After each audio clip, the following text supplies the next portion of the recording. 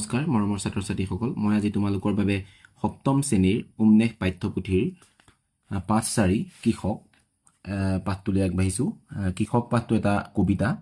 ইয়াত কৃষকসকলক মানে প্ৰধান হিচাপে লৈ এই কবিতাটো লিখিছে আৰু এতিয়া কি কৈছে কৃষকসকলৰ কথা যদি কওঁ আমি কৃষকসকলৰ কথা আমি কৃষক চিনি পাওঁৱে কাৰণ আমাৰ দেশখন কৃষি প্ৰধান দেশ আৰু সেই কৃষি প্ৰধান দেশত কৃষকসকলে কৃষি বৃত্তিটোৰ লগত জড়িত হৈ থাকে। কৃষকসকল আমাৰ সমাজৰ অন্নদাতা আৰু তেওঁলোকৰ অবিহনে দেশৰ উন্নতি অসম্ভৱ। এই কবিতাটোত সেই কথা অৰ্থপূৰ্ণভাৱে তুলি ধৰা হৈছে। এই কবিতাটোৰ মাজেৰে কৃষকসকলৰ অশেষ শ্ৰম আৰু অৱদানৰ শ্ৰদ্ধা জনোৱা হৈছে আৰু কৃষি বৃত্তিটোৰ প্ৰতি শ্ৰদ্ধা আৰু আগ্ৰহ বৃদ্ধিৰ জৰিয়তে দেশৰ প্ৰগতিত কেনেকৈ অৰিহণা যোগাব পাৰি এই কবিতাটোৰ মাজেৰে কেনেধৰণে কৈছে আমি চাওঁ আহাচোন। জীৱন নাৱৰ গুৰি বঠা ধৰি তুমি সমাজক ৰাখিছা জীয়াই, তুমিয়ে পিতৃৰ তুল্য গোটেই দেশৰ অন্নাহাৰ দিছা সৰ্বদাই।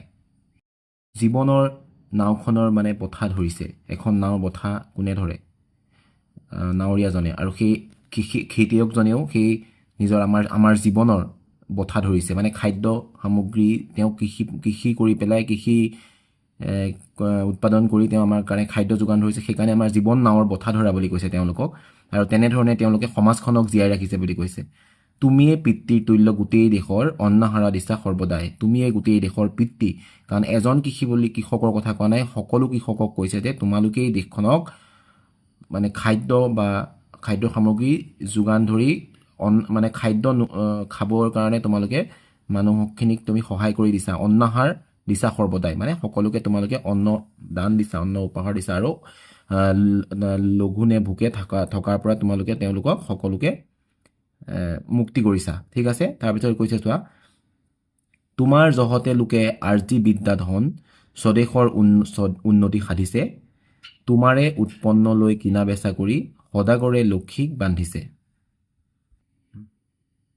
কৃষকৰ জহতে বিদ্যা ধন স্বদেশৰ অৰ্জি পেলাই স্বদেশৰ নিজ দেশৰ উন্নতি সাধিছে, মানে ধন অৰ্জন কৰি টকা পইচা অৰ্জন কৰিব পাৰিছে আৰু স্বদেশখনৰ নিজৰ দেশখনৰ উন্নতি সাধিছে। তোমাৰে উৎপন্ন লৈ কিনা বেচা কৰি সদাগৰে লক্ষীক বান্ধিছে। সদাগৰসকলে টকা পইচা থকা সকলে লক্ষী মানে টকা পইচা কেনেধৰণে বান্ধিছে? এটি মাথো বাৰিষা থাকা যদি বহি দেশত লাগিব হাহাকাৰ, সমাজ বান্ধনি কেনি পৰিব উফৰি উন্নতিও হ'ব চাৰখাৰ। কৃষকসকল যদি মাথো এটি বাৰিষাকাল বহি থাকে, খেতিত হাত নিদিয়ে, খেতি নকৰোঁ বুলি ভাবি লয়, তেনেহ'লে দেশত কিন্তু হাহাকাৰ লাগিব। দেশত খাবলৈ নাইকিয়া হ'ব, চাউল দাইল আটা সকলোবিলাকেই কিন্তু নোহোৱা হৈ যাব, কাৰণ সকলোবিলাক আমাৰ আহে কেৱল মাত্ৰ খেতিয়কৰ কাৰণে। সমাজ বান্ধনি কেনি পৰিব উফৰি উন্নতিও হ'ব চাৰখাৰ। সমাজৰ বান্ধোনটো উফৰি পৰিব আৰু সমাজৰ বান্ধোন নাইকিয়া হৈ যাব আৰু উন্নতি হ'ব চাৰখাৰ। সমাজখনৰ উন্নতি নোহোৱা হ'ব, বজাৰ নচলা হ'ব আৰু বজাৰ নচলিলে আমি সাধাৰণ জনতাই খাবলৈও নাপাম, আমাৰ সকলোৰে কাৰণে কিন্তু অসুবিধাৰ সৃষ্টি হ'ব। তাৰপিছত কি কৈছে? তোমাৰ সমান নাই দেশ হিতকৰ প্ৰাণদাতা সকলো নৰৰ, তোমাৰ বিহনে হ'ব জগত শ্মশান, তুমি মাত্ৰ সাৰ সংসাৰৰ।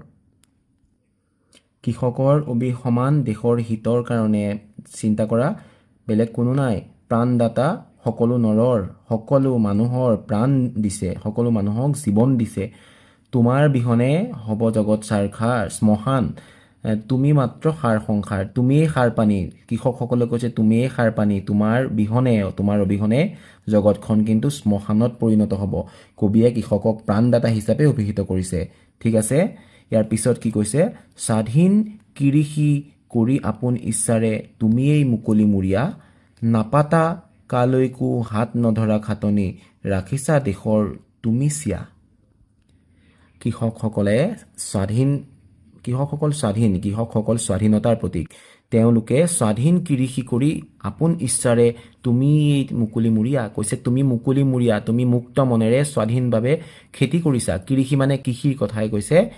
নাপাতা কালৈকো হাত নধৰা খাটনি, ৰাখিছা দেশৰ তুমি চিয়া, যে তুমি কাৰো ওচৰত হাত নাপাতা, কাৰোক খাটনি নধৰা, কাৰোক তুমি জোৰ জুলুম নকৰা আৰু তেনেধৰণে তুমি ৰাখিছা দেশৰ চিয়া, আৰু তুমি দেশখনৰ সন্মান বা দেশখনক তুমি এনেধৰণেই সকলোৰে আদৰ্শস্বৰূপ কৰি ৰাখিছা আৰু তুমি নিজৰ বাহুৰ বলেৰে সকলোবিলাক কৰিছা আৰু কাৰো ওচৰত হাত পতা নাই ঠিক আছে এনেধৰণে এজন কৃষকৰ কথা এই কবিতাটোত ক'বলৈ বিচাৰিছে কৃষক অবিহনে আমাৰ দেশখন অচল হৈ যাব আমি সকলোবিলাক অচল হৈ যাম ইয়াকে কবিতাটোত ক'বলৈ বিচাৰিছে কবি তুলসীচন্দ্ৰ বৰুৱাদেৱে কৃষক কবিতাটোৰ কবি তুলসীচন্দ্ৰ বৰুৱা তেওঁ কবি পৰিচয়ত কি লিখা আছে যে তেওঁৰ জন্ম হৈছিলে যোৰহাটত তেওঁ সাহিত্য চৰ্চা কৰাৰ লগতে সাংবাদিকতাও কৰিছিল তেওঁ সংকলন কৰা ৰত্নকোষ নামৰ গ্ৰন্থত অসমৰ প্ৰচলিত খণ্ডবাক্য ফকৰা যোজনা আদি সন্নিৱিষ্ট হৈছে 1929 খ্ৰীষ্টাব্দত তেওঁ কামৰূপ সঞ্জীৱনী সভাৰ পৰা সাহিত্যৰত্ন উপাধি লাভ কৰিছিল তেওঁ সাহিত্যৰত্ন উপাধি লাভ কৰিছিলে ক'ৰ পৰা মনত ৰাখিবা কামৰূপ সঞ্জীৱনী সভাৰ পৰা আৰু তেওঁৰ ৰত্নকোষ নামৰ গ্ৰন্থত খণ্ডবাক্য ফকৰা যোজনা আদি সন্নিৱিষ্ট কৰা আছে ঠিক আছে এতিয়া আমি পাঠভিত্তিক ক্ৰিয়াকলাপলৈ যদি যাওঁ 1 তলৰ পদ্যফাঁকিৰ তলত আস্তনা শব্দকেইটাৰ ঠাইত কাষৰ বাকচত থকা একে অৰ্থ মিলা শব্দ আনি পদ্যফাঁকি পুনৰ লিখা ইয়াতে বাকচত কেইটামান শব্দ আছে সেই শব্দকেইটা অৰ্থ আমি এই শব্দ আস্তনা শব্দকেইটাৰ অৰ্থ ইয়াত কি কৈছে আমি চাওঁ আহা তোমাৰ জহতে লোকে আৰ্জি বিদ্যা ধন ইয়াত আৰ্জি শব্দৰ অৰ্থ ইয়াত আছে স্বদেশৰ উন্নতি সাধিছে তোমাৰে উৎপন্ন লৈ কিনা বেচা কৰি সদাগৰে লক্ষ্মীক বান্ধিছে কিনা বেচা আৰু সদাগৰ আস্তনা আছে ইয়াৰ অৰ্থ ইয়াত আছে আৰু ইয়াৰ পৰা আমি অৰ্থকেইটা বিচাৰি উলিয়াই এই চাৰি শাৰী আকৌ পুনৰ নতুন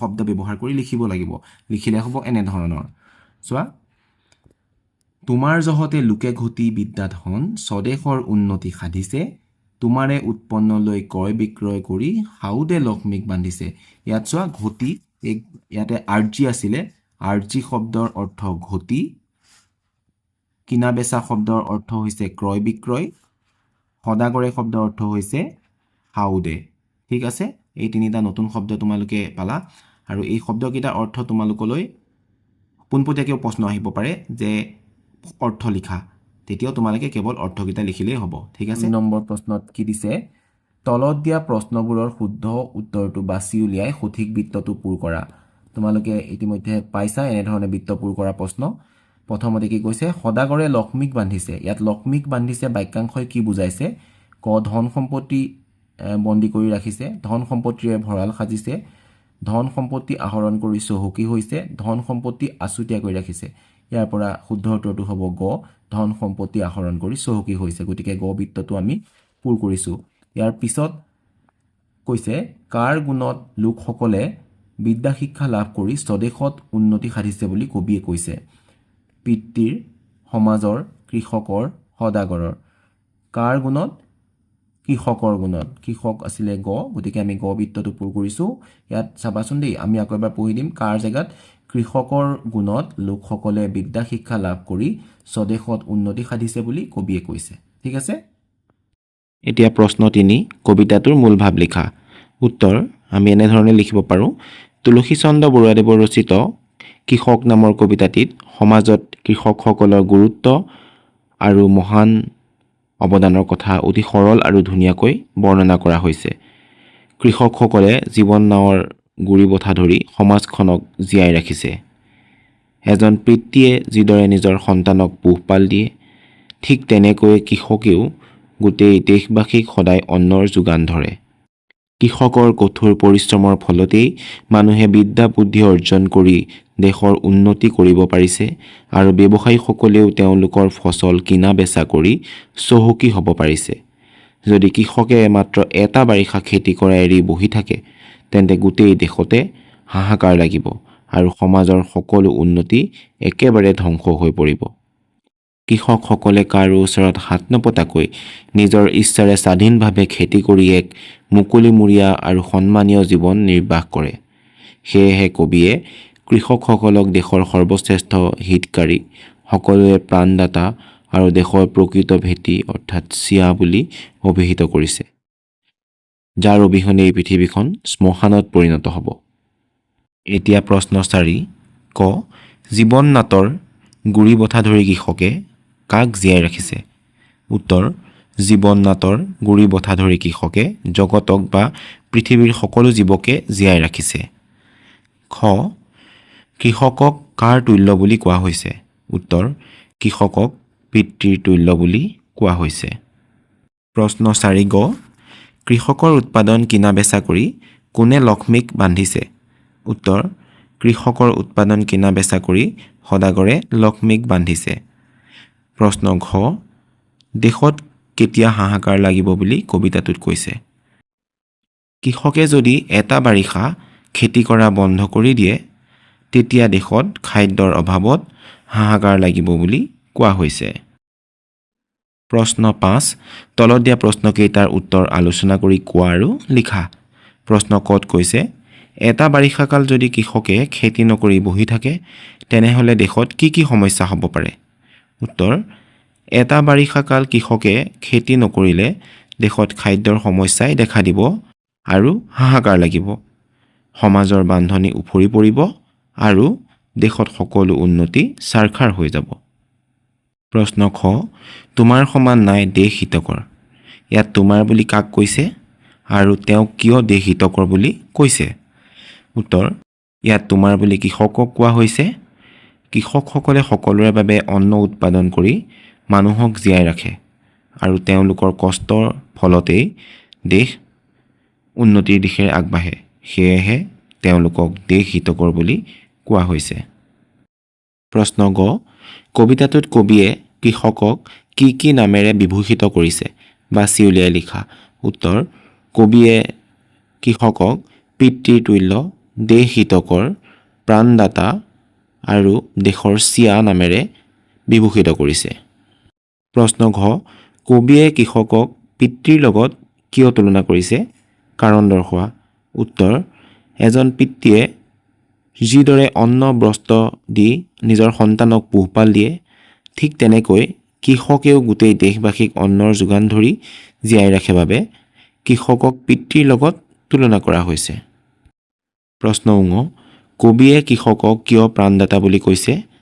উত্তৰ খাদ্য নোহোৱাকৈ বা নোখোৱাকৈ কোনো প্ৰাণী জীয়াই থাকিব নোৱাৰে। কৃষকে সেই জীৱনদায়িনী খাদ্য উৎপাদন কৰি সকলো মানুহৰ প্ৰাণ ৰক্ষা কৰে।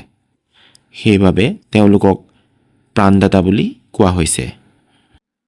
প্ৰশ্ন প্ৰথম চ কৃষিকাৰ্যক এটা বৃত্তি হিচাপে লৈও মানুহে কেনেদৰে জীৱন নিৰ্বাহ কৰিব পাৰে লিখা। উত্তৰ কৃষিকাৰ্যৰ দ্বাৰা মানুহে স্বাধীনভাৱে নিজৰ ইচ্ছাৰে উপাৰ্জন কৰিব পাৰে। উৎপাদিত শস্য নিজে খোৱাৰ লগতে বজাৰত বিক্ৰী কৰি অৰ্থনৈতিকভাৱে স্বাৱলম্বী হ'ব পাৰে আৰু কাৰো ওচৰত হাত পাতি খাটনি নধৰাকৈ সসন্মানে জীৱন নিৰ্বাহ কৰিব পাৰে। প্ৰশ্ন 6 ব্যাখ্যা কৰা। স্বাধীন কৃষি কৰি আপোন ইচ্ছাৰে তুমিয়েই মুকলিমৰীয়া, নাপাতা কালৈকে হাত নধৰা খাটনি, ৰাখিছা দেশৰ তুমি চিয়া। এই কবিতা ফাঁকি আমাৰ পাঠ্যপুথিৰ অন্তৰ্গত কবি তুলসীচন্দ্ৰ বৰুৱাদেৱৰ ৰচিত কৃষক নামৰ কবিতাটোৰ পৰা তুলি ধৰা হৈছে। ইয়াত কবিগৰাকীয়ে কৃষকৰ স্বাধীন আৰু আত্মনিৰ্ভৰশীল জীৱনৰ লগতে সমাজলৈ তেওঁলোকৰ অমূল্য অৱদানৰ কথা অতি সুন্দৰকৈ প্ৰকাশ কৰিছে। কৃষকসকল হৈছে সমাজৰ সকলোতকৈ স্বাধীন আৰু মুকলিমৰীয়া ব্যক্তি।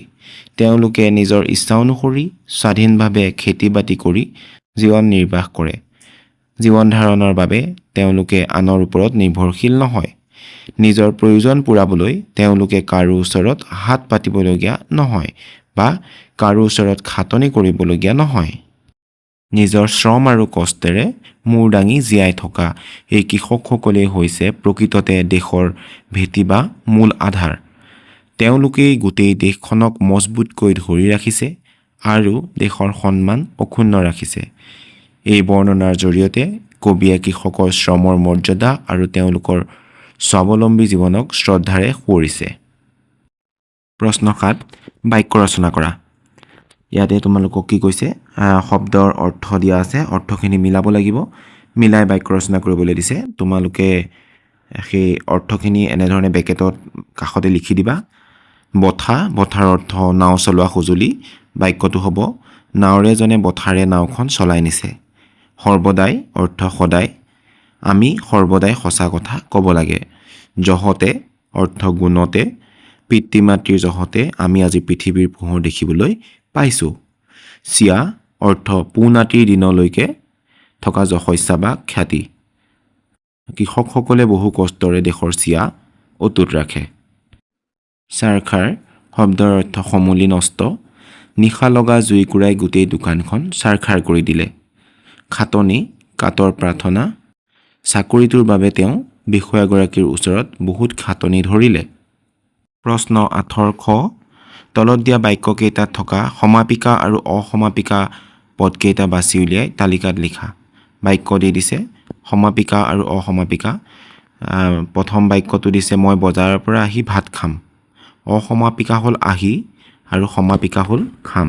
ইয়াত অসমাপিকা আৰু সমাপিকা বুলি কওঁতে তোমালোকে মনত ৰাখিবা, যি ক্ৰিয়াপদৰ বাক্যৰ অৰ্থ সম্পূৰ্ণ হয় তাক সমাপিকা ক্ৰিয়া বোলে, আৰু যি ক্ৰিয়াপদে বাক্যৰ অৰ্থ সম্পূৰ্ণ নকৰে তাক অসমাপিকা ক্ৰিয়া বোলে। এতিয়া আমি দ্বিতীয় বাক্যটোলৈ যাওঁ। মামাই জলপান খাই পথাৰলৈ যাব। ইয়াত খাই হ'ল অসমাপিকা, যাব হ'ল সমাপিকা। ভাইটিয়ে ছবি আঁকি কিতাপ পঢ়িব। আঁকি হ'ল অসমাপিকা, পঢ়িব হ'ল সমাপিকা। ছাত্ৰ ছাত্ৰীসকলে প্ৰাৰ্থনা কৰি শ্ৰেণীকোঠাত লৈ যাব। ইয়াত কৰি হ'ল অসমাপিকা, যাব হ'ল সমাপিকা। সন্ধিয়া হাত ভৰি ধুই পঢ়াত বহিবা। ধুইটো হ'ল অসমাপিকা আৰু বহিবা হ'ল সমাপিকা। প্ৰশ্ন 9, তলত দিয়া ক্ৰিয়াপদবোৰ সমাপিকা আৰু অসমাপিকা হিচাপে ব্যৱহাৰ কৰি একোটাকৈ বাক্য সাজা। প্ৰথম শব্দটো সমাপিকা হিচাপে আৰু দ্বিতীয় শব্দটো অসমাপিকা হিচাপে। ইয়াত প্ৰথমটো উদাহৰণ তোমালোকক দি দিছে। ধৰ সমাপিকা হিচাপে ৰহিমহঁতে পুখুৰীত মাছ ধৰিছে। অসমাপিকা হিচাপে শিয়ালটোৱে হাঁহজনীক ধৰি লৰ মাৰিলে। কৰ সমাপিকা হিচাপে তাই ঘৰৰ কামবোৰ সোনকালে কৰিলে। কৰ অসমাপিকা হিচাপে মই কামটো কৰি খেলিবলৈ যাম। খা সমাপিকা হিচাপে ৰামে ৰাতিপুৱা ভাত খালে।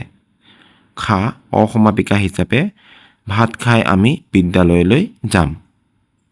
প্ৰশ্ন 10 ক, কংসৰ লগত সং-স লগাই উদাহৰণত দিয়াৰ দৰে জুৰীয়া শব্দ গঠন কৰা। কংসত মাক আছে, সং-স বাপেকৰ লগত কাৰচিন দি মিলাই দেখুওৱা এটা জুৰীয়া শব্দ পালোঁ, মাক বাপেক। ঠিক তেনেধৰণে দেৱৰ লগত ননদ লগ লাগি দেৱৰ ননদ, যি লগত জোৱাই লগ লাগি যি জোৱাই, ভাই লগত ভনী ভাই ভনী, শাহু লগত শহুৰ শাহু শহুৰ, পেহা লগত পেহী পেহা পেহী, মামা লগত মামী মামা মামী।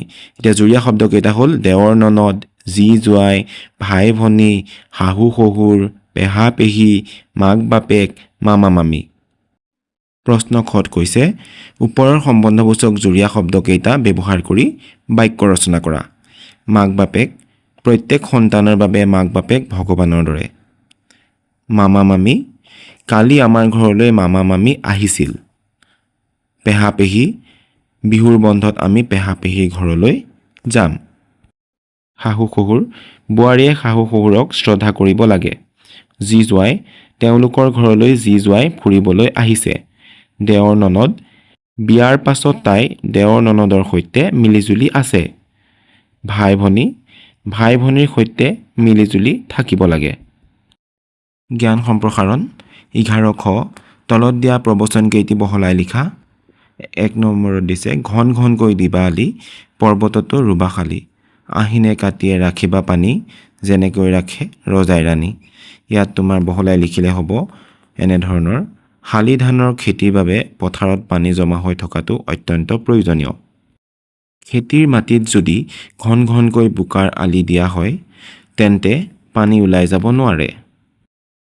এনেদৰে কৌশল খটুৱাই পানী ধৰি ৰাখিব পাৰিলে পৰ্বতৰ দৰে ওখ আৰু হেলনীয়া ঠাইতো সুকলমে শালি ধানৰ খেতি কৰিব পাৰি। ইয়াত কৃষি কাৰ্যত পানী ধৰি ৰখাৰ কৌশল আৰু কঠোৰ পৰিশ্ৰমৰ কথা বুজোৱা হৈছে। সঠিক কৌশল প্ৰয়োগ কৰিলে অসাধ্য সাধন কৰিব পাৰি। ধান খেতিৰ বাবে আহিন আৰু কাতি মাহটো বৰ দৰকাৰী সময়, কাৰণ সেই সময়ত ধানত থোক ওলায়। এজন ৰজাই যিদৰে নিজৰ ৰাণীক অতি আদৰ যতন আৰু সুৰক্ষাৰ মাজত ৰাখে, এজন খেতিয়কেও ঠিক তেনেদৰে এই দুটা মাহত নিজৰ খেতিডৰাত অতি যতনেৰে পানী জমা কৰি ৰাখিব লাগে। ইয়াত খেতিত সঠিক সময়ত পানী যোগানত গুৰুত্ব বুজোৱা হৈছে। সেই সময়ত পথাৰত পানীৰ অভাৱ হ'লে ধানৰ থোক ওলোৱাত বাধা জন্মায় আৰু খেতি নষ্ট হোৱাৰ সম্ভাৱনা থাকে।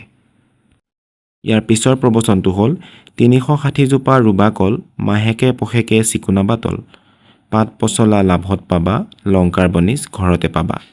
ইয়াৰ বহলাই লিখিলে হ'ব এনেধৰণৰ এজন খেতিয়কে যদি পৰ্যাপ্ত পৰিমাণে কলপুলি ৰুৱে আৰু প্ৰতি ১৫ দিন বা এমাহৰ মূৰে মূৰে তাৰ গুৰিৰ বন জংঘল চাফা কৰি উপযুক্ত যতন লয় তেন্তে তেওঁ সেই খেতিৰ পৰা প্ৰচুৰ লাভৱান হ'ব পাৰে।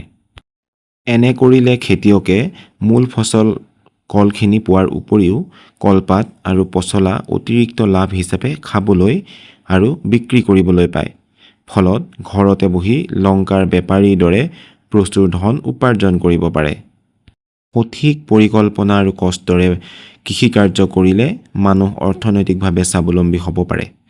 ধন ঘটিবলৈ চাকৰি বিচাৰি বা বেপাৰ কৰিবলৈ বিদেশলৈ বা লংকালৈ যোৱাৰ কোনো প্ৰয়োজন নাই।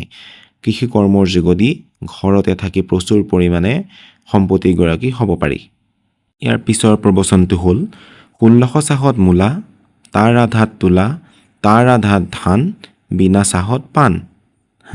এইটো বহলাই লিখিলে হ'ব এনেধৰণৰ খেতি কৰিবলৈ মাটি চহোৱা কাৰ্যৰ এক নিৰ্দিষ্ট নিয়ম আছে।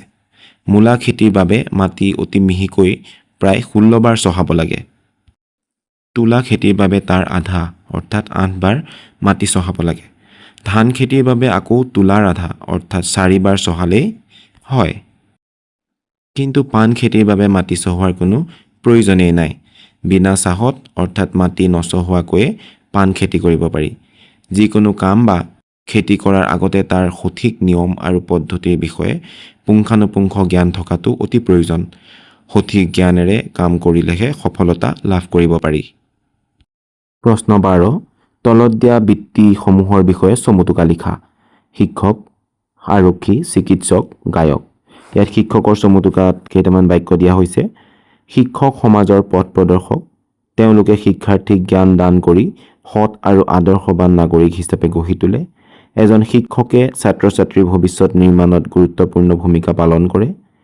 সমাজৰ উন্নতিৰ ক্ষেত্ৰতো শিক্ষকৰ অৱদান অত্যন্ত মূল্যৱান। ইয়াৰ পিছৰ চমুটোকা আৰক্ষী। আৰক্ষীয়ে সমাজত আইন শৃংখলা বজাই ৰাখে। তেওঁলোকে অপৰাধ দমন কৰি মানুহৰ জীৱন আৰু সম্পত্তিৰ সুৰক্ষা দিয়ে। দুৰ্যোগ বা বিপদৰ সময়তো আৰক্ষীয়ে সাহসেৰে নিজৰ দায়িত্ব পালন কৰে। সমাজত শান্তি স্থাপন কৰাত আৰক্ষীৰ ভূমিকা অতি গুৰুত্বপূৰ্ণ। ইয়াৰ পিছৰ চমুটোকা হৈছে চিকিৎসক। চিকিৎসকসকলে ৰোগীক চিকিৎসা কৰি সুস্থ কৰি তোলে।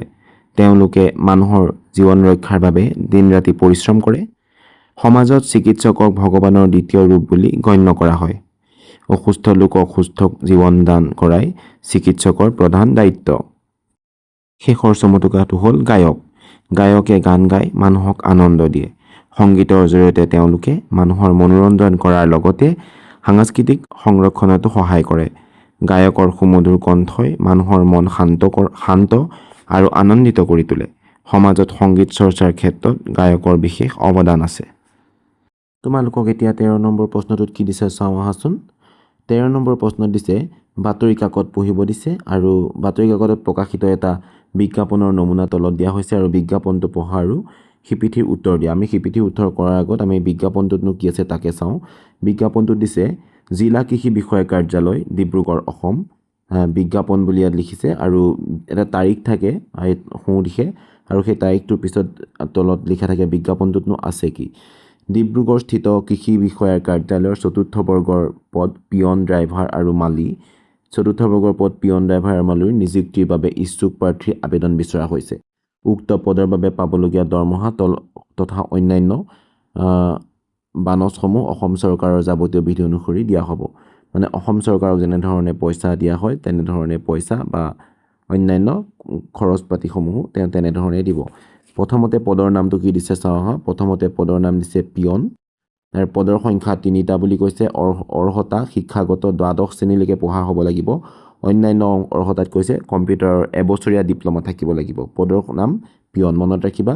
৩টা পদ আছে। পিয়নৰ পদ 3টা আছে। তাৰপিছত দ্বিতীয় পদ দিছে ড্ৰাইভাৰ। ড্ৰাইভাৰৰ পদ আছে আকৌ 2টা আৰু সেই 2টা পদৰ ন্যূনতম 10ম শ্ৰেণী উত্তীৰ্ণ হ'ব লাগিব আৰু 4চকীয়া চালকৰ অনুজ্ঞাপত্ৰ আৰু অভিজ্ঞতা প্ৰমাণপত্ৰ মানে এক্সপেৰিয়েঞ্চ চাৰ্টিফিকেট বুলি কয় অভিজ্ঞতা আৰু 4চকীয়া চালকৰ অনুজ্ঞাপত্ৰ মানে তোমাৰ ড্ৰাইভিং লাইচেন্স লাগিব ঠিক আছে আৰু 3 দিছে পদৰ নাম মালি আৰু পদৰ সংখ্যা 2টা ন্যূনতম 8ম শ্ৰেণীলৈকে উত্তীৰ্ণ হ'ব লাগিব এতিয়া দৰমহা নিৰিখ দিছে দৰমহা কিমান হ'ব বুলি ক'লে যদি আমি বেলেগক সুধিব নালাগে আমি বিজ্ঞাপনটো চালেই গম পাম 12,000 ৰ পৰা 52,000 টকা গ্ৰেড পে 3,900 ৰ পৰা 4,400 টকা বয়স 1 জানুৱাৰী 2025 25 তাৰিখে 18 ৰ পৰা 40 বছৰৰ ভিতৰত হ'ব লাগিব 1 জানুৱাৰী 2025 লৈকে যদি 18তকৈ সৰু বা 40তকৈ বেছি হয় তেনেহ'লে তেওঁ যোগ্য বুলি বিবেচনা কৰা নহ'ব ইয়াৰ পিছত কৈছে অনলাইন আবেদনৰ আৰম্ভণিৰ তাৰিখ 7 আগষ্ট 2025 আবেদনৰ অন্তিম তাৰিখ 20 আগষ্ট 2025 ঠিক আছে বাছনি প্ৰক্ৰিয়াটো কেনেধৰণে হ'ব বুলি কৈছে পিয়ন আৰু মালি মৌখিক পৰীক্ষা মানে মুখেৰে প্ৰশ্ন সুধিব আৰু তেওঁলোকক চাকৰি দিব ড্ৰাইভাৰত কৈছে মৌখিক পৰীক্ষাৰ লগতে দক্ষতা পৰীক্ষা মানে তেওঁলোকে ড্ৰাইভাৰে হয়তো মৌখিক পৰীক্ষা দিয়াৰ পিছতো তেওঁলোকে ৰিটেন দিব লাগিব বা তেওঁলোকে দক্ষতা পৰীক্ষা বুলি ক'লে আসলে আমি প্ৰেক্টিকেল কৰি দেখুৱাব পাৰিব লাগিব না ড্ৰাইভিং কৰি বা গাড়ী চলাই দেখুৱাব পাৰিব লাগিব ইয়াত লিখিছে অনলাইন আবেদনৰ পত্ৰ বিজ্ঞাপনৰ বিশেষ বিভাগীয় ৱেবছাইট www.agri.dibru.in ত উপলব্ধ সেই ৱেবছাইটটোত উপলব্ধ হ'ব বুলি কৈছে ঠিক আছে আৰু সেই ৱেবছাইটৰ যোগে প্ৰাৰ্থীসকলে অনলাইন কৰিব বা পাৰিব বুলি কৈছে বা অনলাইন যোগে আবেদন কৰিব পাৰিব ইয়াত কোনো অফলাইনৰ ব্যৱস্থা নাই ইয়াতে স্বাক্ষৰ কৰিছে কোনে জিলা কৃষি বিষয়া ডিব্ৰুগড় অসম আৰু সেই ডিব্ৰুগড় অসমৰ জিলা কৃষি বিষয়া জনে যিহেতু এইটো বিজ্ঞাপন প্ৰস্তুত কৰিছে তেওঁ ইয়াতে স্বাক্ষৰ কৰিছে ঠিক আছে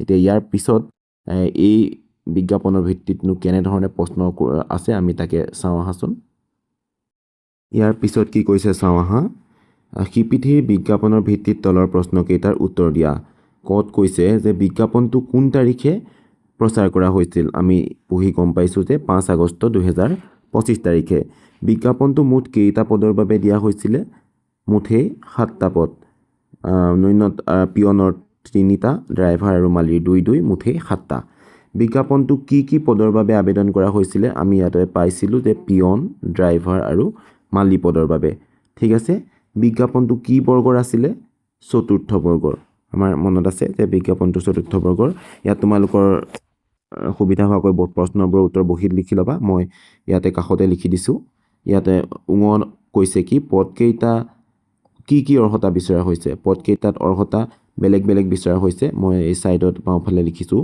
যে পিয়ন পদৰ বাবে ন্যূনতম অৰ্হতা আছিলে দ্বাদশ শ্ৰেণী উত্তীৰ্ণ ড্ৰাইভাৰ পদৰ বাবে ন্যূনতম অৰ্হতা আছিলে 10ম শ্ৰেণী উত্তীৰ্ণ আৰু মালি পদৰ বাবে ন্যূনতম অৰ্হতা আছিলে 8ম শ্ৰেণী উত্তীৰ্ণ ঠিক আছে এতিয়া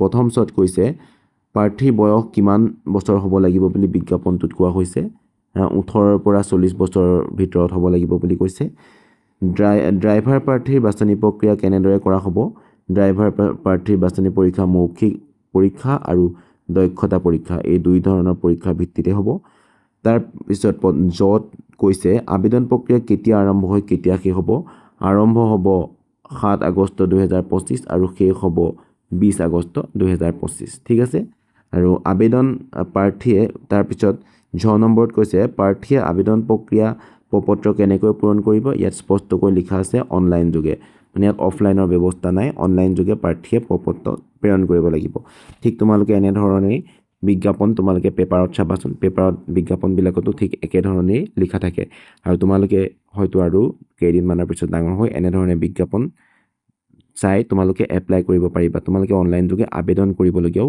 হ'ব পাৰে হয় নহয় জানো সেইকাৰণে এতিয়া তোমালোকে এইখিনি ভালদৰে জানি থবা ঠিক আছে এতিয়া আমি এই পাঠটো ইমানতে শেষ কৰিলোঁ আৰু এই সম্পূৰ্ণ পাঠটোৰ ভিডিঅ' তোমালোকৰ প্ৰশ্ন উত্তৰ আৰু কবিতা বুজাই শেষ কৰিলোঁ যদি তোমালোকৰ কিবা খোকোজা থাকে কমেণ্ট যোগে জনাবা সকলোবিলাক সমাধান দিবলৈ চেষ্টা কৰিম ধন্যবাদ